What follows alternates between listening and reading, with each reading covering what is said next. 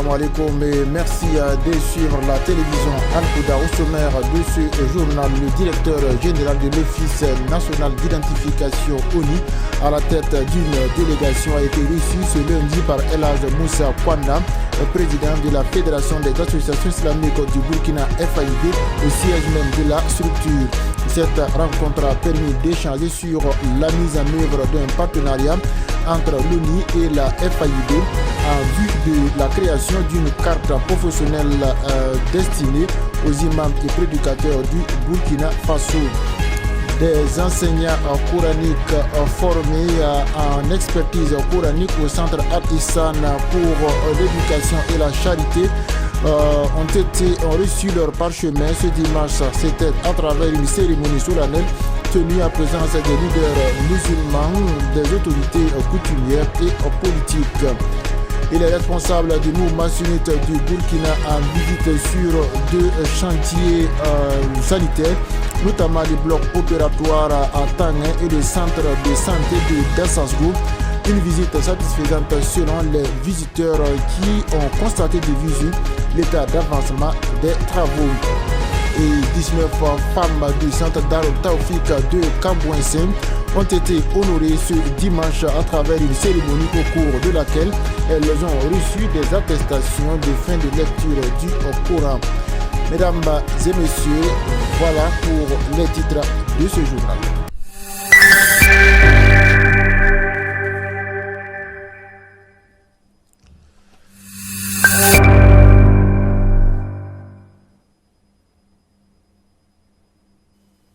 Le directeur général de l'Office national d'identification ONI, M. Daouda Parfait Louré, accompagné de M. Barké Ibrahim Tal, chargé de mission au ministère de la Sécurité, ainsi que d'une délégation a effectué une visite de travail à la Fédération des associations islamiques du Burkina FAIB. La délégation a été reçue par El Hadj Moussa Kwanda, président du présidium de la Fédération des associations islamiques du Burkina. Cette visite avait pour objectif principal de présenter aux responsables de la FAIB les documents spécifiques produits par l'ONI. Elle a également permis d'échanger sur la mise en place d'un partenariat entre l'ONI et la FAIB en vue de la création d'une carte professionnelle destinée aux imams et prédicateurs du Burkina Faso. Le président de la FAIB et ses collaborateurs ont salué l'initiative et exprimé leur intérêt pour ce projet qui vise à doter des leaders religieux musulmans de cartes d'identité professionnelle. La rencontre s'est achevée dans un climat cordial avec l'engagement des deux parties de se retrouver prochainement pour la finalisation du projet. Ce vendredi 23 janvier 2026, les jeunes musulmans de Kouloué-Ouguin ont organisé une conférence religieuse islamique autour du thème « L'ignorance et ses conséquences en islam ». Cette rencontre spirituelle qui a rassemblé de nombreux fidèles visait à sensibiliser la communauté sur les dangers de l'ignorance et l'importance de la quête du savoir dans la religion musulmane. La conférence a été animée par Cheikh Ismail Adam Dera, qui, à travers des enseignements tirés du Coran et de la Sunna, a mis en lumière les impacts négatifs de l'ignorance sur la foi, le comportement et la cohésion sociale. Il a également exhorté les jeunes à s'engager davantage dans l'apprentissage religieux afin de mieux pratiquer l'islam et de contribuer positivement au développement de la communauté. La cérémonie officielle de sortie de la première promotion en expertise coranique du Centre Al-Ihsan pour l'éducation et la charité, dénommée Ijaza, s'est tenue ce dimanche 25 janvier 2026 au Palais de la Jeunesse et de la Culture Jean-Pierre Guingané. Et cette première cohorte marque une avancée majeure dans la structuration et la reconnaissance académique de l'enseignement coranique, l'exégèse et les sciences du Coran. On fait le point de la cérémonie avec Moussa Goula. إن الذين يتلون كتاب الله وأقاموا الصلاة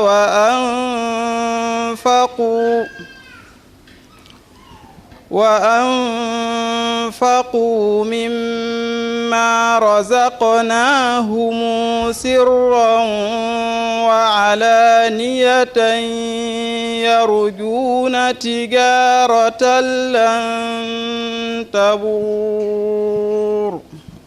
Une page historique s'inscrit dans la promotion du savoir islamique au Burkina Faso. La cérémonie officielle de sortie de la première promotion en expertise coranique dénommée Ijaza s'est tenue dans une atmosphère de solennité et de ferveur spirituelle. Cet événement marque l'aboutissement de plusieurs années de formation rigoureuse axée sur la maîtrise du Coran, sa récitation conforme, sa mémorisation et la transmission fidèle du savoir selon les chaînes reconnues. Devant les autorités religieuses, les encadreurs, les familles de nombreux invités, les récipiendaires ont reçu leur attestation, symbole de leur engagement, de leur discipline et de leur dévouement au service du livre saint d'Allah subhanahu wa ta'ala. Le représentant du ministre de la Sécurité nous en parle davantage. La cérémonie vient à point nommé. Nous avons, au nom du ministre de la Sécurité, salué cette initiative qui a consisté à renforcer les capacités des maîtres coraniques en l'enseignement de l'islam. Cela est d'une importance capitale dans un contexte où beaucoup de messages controversés circulent et cette bonne compréhension, ce renforcement de capacité permet, à n'en point douter, à promouvoir la paix, à promouvoir ce vivre ensemble entre communautés et au sein du Burkina Faso. Tous les musulmans qui se sont réunis ici, c'est que nous soyons des vecteurs de paix. Le discours radical ne sert à rien. L'islam est une religion de paix. Nous devons véhiculer ce message à longueur de journée et non être des acteurs de publicité sur les réseaux sociaux. C'est ce qu'il faut éviter. Le mot de fin, c'est d'appeler tous les musulmans à la culture de la paix, d'appeler les musulmans à éviter des comportements débordants sur les réseaux sociaux. À travers cette première promotion, les responsables de la formation ont salué un pas décisif vers la valorisation de l'expertise coranique et la formation de cadres religieux compétents, capables d'enseigner, d'orienter et de préserver l'authenticité du Saint-Coran. La promotion Ijaza incarne ainsi l'excellence, la responsabilité et la continuité du savoir islamique au bénéfice de la communauté et des générations futures. Une grande conférence publique s'est tenue ce dimanche à Kokoloro, rassemblant plusieurs fidèles venus pour écouter les enseignements de Cheikh Ousmane Diko et Cheikh Ahmad Sawadgou. Placés sous le thème du renforcement de la foi et des valeurs morales, cette rencontre est une initiative du mouvement sunnite de Kokoloro. Madi Sawadgou y était pour le reportage. Et une conférence islamique publique à Kokologou. C'est une initiative de la structure dépendante de l'association des mouvements sunnites de Kokologou. Ce jeune se veut le renforcement de la foi islamique à Allah à travers les prêches religieux animés par Cheikh Ousmane Diko et Cheikh Ahmad Sawadgou. À la grâce d'Allah, on a un jamia qui est à Kokologou qui organise les oases ainsi sorte d'événements islamiques. Voilà. Et à travers eux, nous sommes leurs grands frères. Voilà. On a fait appel à nos deux cheikhs, Cheikh Ousmane Diko, Cheikh Ahmad Sawadgou, pour qu'ils viennent nous donner, comment je vais dire ça, pour qu'ils viennent faire oise avec nos parents et nos mamans. Voilà, mais par la grâce d'Allah, ils sont venus. Moi, tout ce qu'ils ont donné aussi, on remercie Dieu. C'est par rapport à ce qui gâte entre les musulmans, ce qui gâte la fraternité entre musulmans. Et ce qui arrange, et puis ce qui est l'éducation islamique. Mais par la grâce d'Allah, tout ce qu'ils ont donné comme explication, nous sommes satisfaits. Et nous demandons à nos parents aussi de suivre ce que les deux imams, les deux cheikhs ont dit pour que ça nous donne bénédiction ici et au-delà. On remercie tout le monde On demande à Dieu, on remercie les cheikhs, on demande à Dieu de donner longue vie à nos deux cheikhs, tous les participants, nos papas, nos mamans et nos jeunes frères. Nous demandons à Allah de nous donner aussi l'édition prochaine, Inch'Allah. Ce jeune se dit satisfait de la dite conférence et se donne rendez-vous pour une autre conférence avec des initiatives majeures pour le bonheur de tous les musulmans de Kokologo.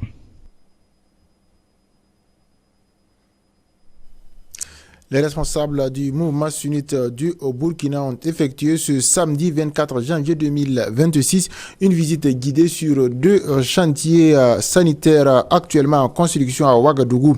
La délégation s'est d'abord rendue sur le site du bloc opératoire de Tanguin où elle a pu constater l'état d'avancement des travaux, échanger avec les techniciens et s'assurer du respect des normes prévues pour cette infrastructure sanitaire majeure. La visite s'est ensuite poursuivie sur le chantier du centre de santé de Dassasgo, également en construction. Là encore, les responsables du mouvement sunnite ont salué l'évolution des travaux et réaffirmé leur engagement à doter les populations d'infrastructures de santé modernes et fonctionnelles. Moussa Goula. Les responsables du mouvement sunnite ont effectué une visite guidée sur les chantiers du bloc pédagogique de Tanguin et du centre de santé de Dassasgo, 2 infrastructures majeures en cours de réalisation. À Tanguin, la délégation s'est imprégnée de l'état d'avancement des travaux du bloc pédagogique destiné à améliorer les conditions d'apprentissage des apprenants. Les responsables ont pu apprécier la qualité des ouvrages en cours tout en donnant des orientations techniques afin de garantir le respect des normes et les délais. La visite s'est poursuivie au centre de santé de Dassasgo où les travaux progressent conformément au cahier de charge. Ce futur centre vise à rapprocher les soins de santé des populations et à renforcer l'offre sanitaire dans la zone. À travers cette sortie de terrain, les responsables du mouvement sunnite du Burkina Faso attendent à assurer la bonne éducation. À travers cette sortie de terrain, les responsables du mouvement sunnite attendent à s'assurer de la bonne exécution des travaux et réaffirmer leur engagement en faveur du développement social, éducatif et sanitaire des communautés bénéficiaires. Ces réalisations traduisent la volonté du mouvement sunnite du Burkina Faso de contribuer durablement à l'amélioration des conditions de vie des populations dans un esprit de solidarité, de responsabilité et de service à la nation. Et toujours ce samedi 24 janvier 2026, le mouvement sunnite du Burkina a reçu un important lot de matériel de construction destiné au futur centre de santé à Tanguin. Et cette journée a été marquée par une forte mobilisation de donateurs et de partenaires venus témoigner leur soutien multiforme à cette œuvre sociale et humanitaire. On en sait plus dans ce reportage de Moussa Goula. De matériaux comprenant notamment du ciment d'une forte somme d'argent. Le Sunnite du Burkina Faso poursuit son engagement en faveur du bien-être des populations. À Tanguin, une étape majeure vient d'être franchie avec la réception officielle de matériel de construction destiné au centre de santé en cours de réalisation par le mouvement sunnite. Cette réception concerne un important lot de matériaux comprenant notamment du ciment d'une forte somme d'argent de plus d'1 500 000 francs CFA, des agrégats et d'autres équipements indispensables à l'avancement des travaux. Des matériels qui permettront d'intensifier les chantiers et de respecter le calendrier de réalisation de l'ouvrage. Présents sur les lieux, les responsables du mouvement sunnite ont salué l'aboutissement de cette phase logistique, tout en rappelant que ce centre de santé s'inscrit dans une vision globale de service à la communauté, sans distinction aucune, conformément aux valeurs de solidarité et de fraternité prônées par l'islam. Le mouvement sunnite du Burkina Faso et ses partenaires souhaitent faire de cette initiative salvatrice renforcer l'offre sanitaire dans le quartier de Tanguin. Et ce dimanche 25 janvier 2026, les femmes musulmanes du centre Dar Taoufik de Cambouensin ont organisé une grande conférence religieuse islamique placée sous le thème « L'importance et la récompense de la recherche de la connaissance du Saint-Coran ». Et cette rencontre spirituelle a été suivie d'une cérémonie de sortie de promotion marquant la fin de la mémorisation, l'apprentissage du Saint-Coran par 19 femmes. Un moment fort empreint d'émotion et de reconnaissance qui témoigne de l'engagement des femmes musulmanes dans l'apprentissage et la transmission des enseignements coraniques. À travers cette initiative, le centre Dar Taoufik réaffirme son rôle dans la promotion du savoir religieux et l'encouragement de l'excellence spirituelle au sein de la communauté.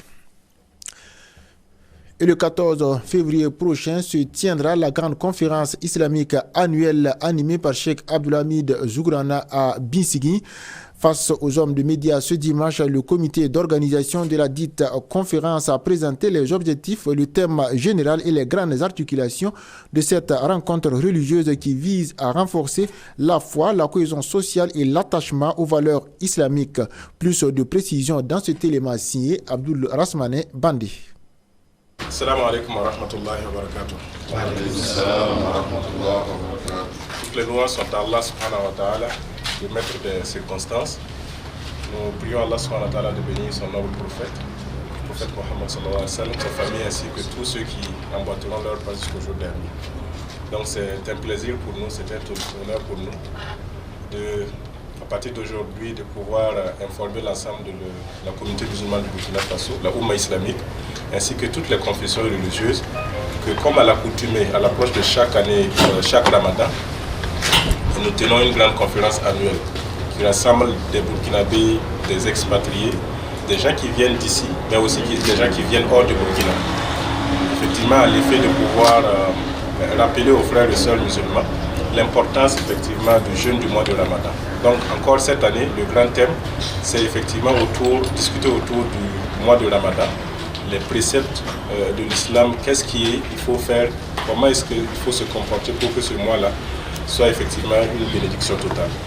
En deuxième lieu, il va s'agir effectivement pour le cheikh, le conférencier du jour, qui n'est d'autre que son éminence cheikh Abdulhamid Zougrana, de revenir effectivement sur la problématique des divorces. Il faut dire effectivement que si nous prenons juste un petit statistique, il faut dire qu'en 2022, il y a eu 1590 cas de divorce prononcés par le tribunal de Ouagadougou.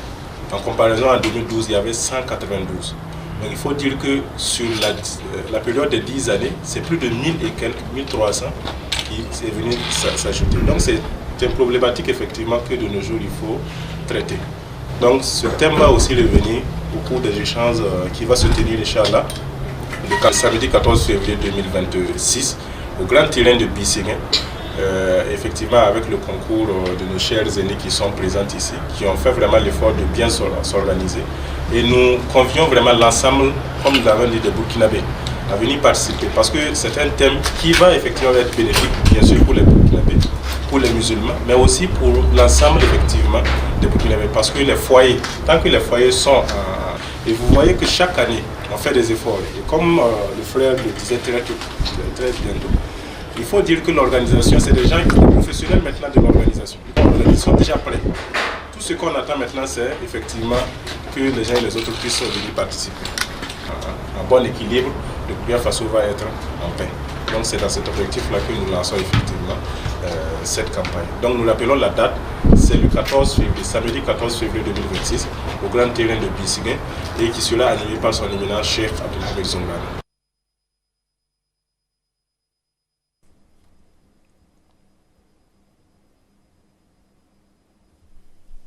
Ce lundi 26 janvier 2026, au palais présidentiel de Koulouba, s'est tenue la première montée des couleurs nationales de l'année. À cette occasion, le président du Faso a livré un message fort à l'administration, aux forces vives et au peuple burkinabé, dressant un bilan des années passées tout en appelant à une mobilisation accrue pour l'année 2026. Mais comme je dis, dans la révolution, c'est la responsabilité, c'est la conscience.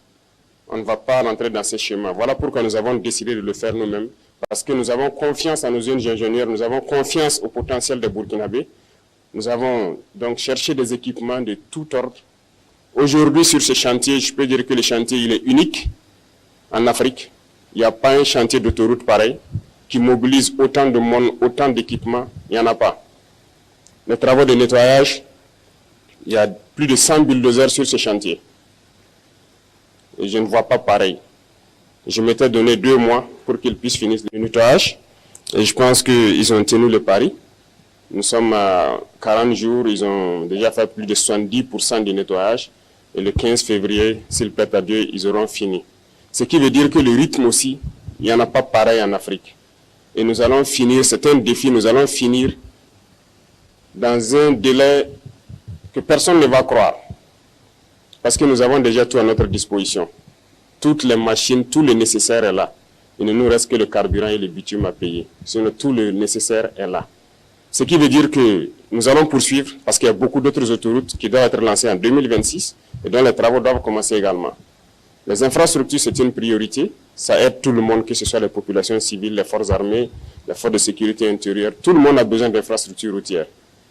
C'est pour dire que il faut se concentrer sur ces acquis-là, voir qu'est-ce que nous avons pu réaliser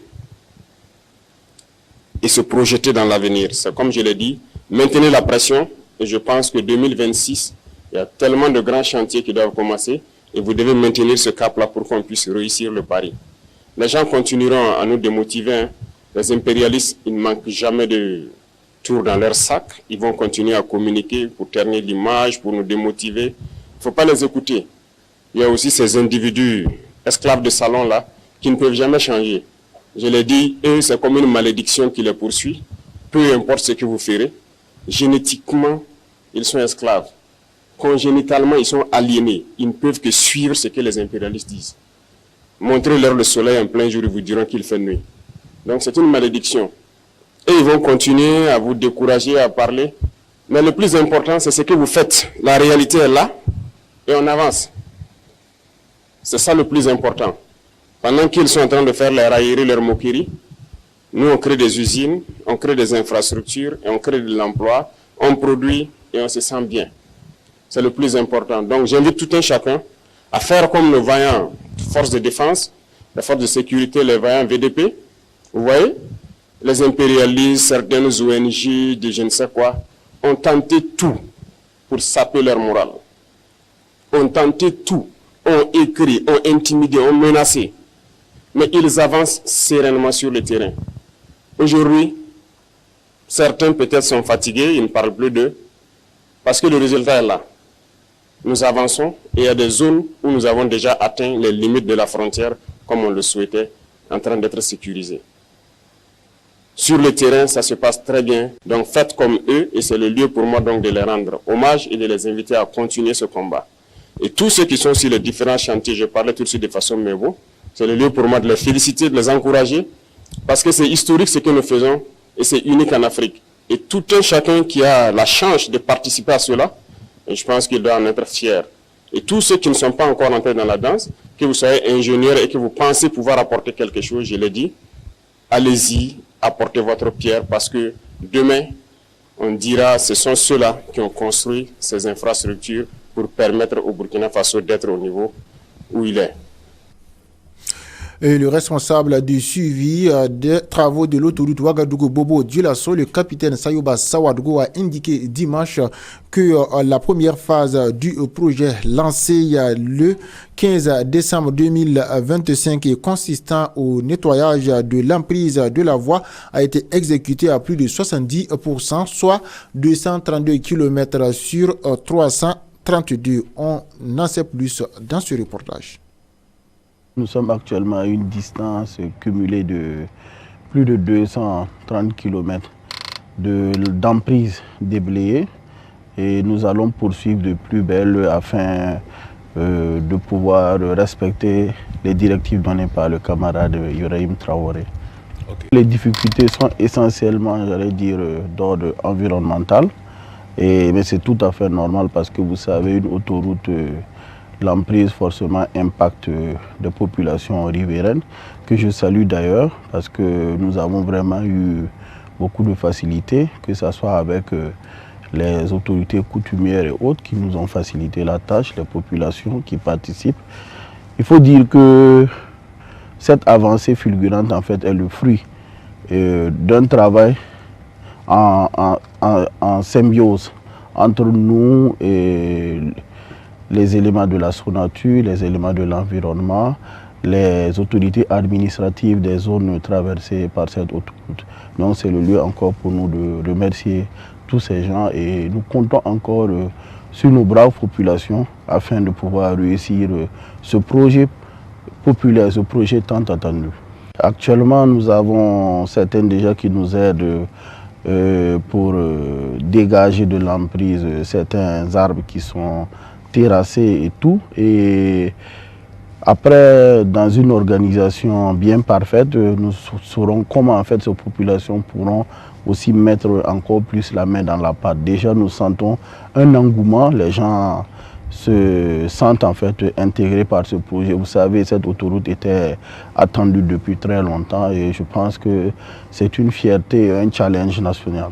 Ce projet, c'est un projet du peuple. Ce projet, nous allons le réussir tous ensemble. Depuis le lancement du projet qui a eu lieu le 15 décembre passé, toutes nos équipes travaillent d'arrache-pied pour pouvoir exécuter la première phase du projet. Donc la première phase du projet consiste au nettoyage de l'emprise. Et il faut dire que nous avons avec nous des équipes très dynamiques et motivées.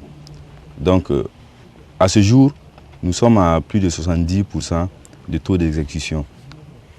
Sur les 332 km que le projet en cours, nous sommes aujourd'hui à 232 km nettoyés.